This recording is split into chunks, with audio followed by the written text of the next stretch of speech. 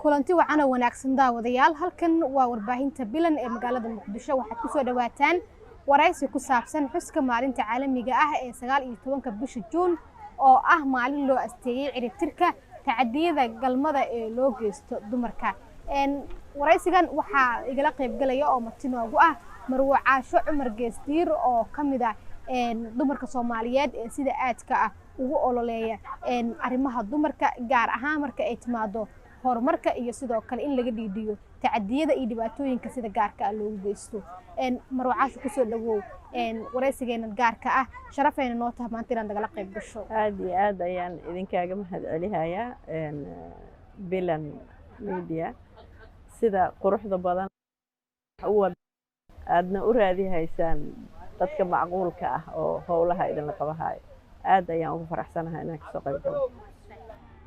marka maxay yihiin tacadiyada ugu caansan horta tacadiye marka la yiraahdo aniga macnaha dhinaca oo galmada kaliya haddaan la fiirinin tacadiyo aad u tiro badan oo dumarka loo geystaa jirto tacadiyooyinkaasna waxaa ugu waaweyn waxaa ka mid ah tacadiyada jir ahaan loo geysto waxaa ka mid ah tacadiyada maskaxiyan loo geysto tacadiyo waxaa jirto inta ay yar yihiin caruurta maaragtay oo neglection lagu sameeyo macnaha daryeel la'aan waxyaabaha qaarkoodna markay yaraanta ka soo bilowdaan ay soo weynaadaan ayaa waxaa fududaado in dhaqanka qaarkiis iyo dumarka ay loo arkabo wax object maaragtay loo isticmaalo in lagu raaxaysto oo galmada kaliya loo isticmaalo ay naqataa waatay marka badanaa tacadiyadaas siyay ka yimaadaan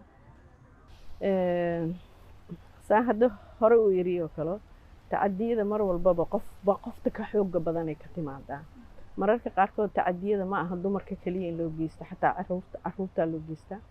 ilmaha yaryar loo geystaa hadday gabar yihiin iyo hadday wiil yihiinba markii oo maaragtay la dayacaadda waxa ugu weyn tacadiyadaha keenay ka mid tahay oo intay yar yihiin qofka waalidkii ama qofka mas-uulka ka ahaa uusan qofka sii haynin basic life oo kale raashinka fiican sii haynin oo caafimaadkiisa oo dayacdo inuu caafimaad helo oo waxbarasho helo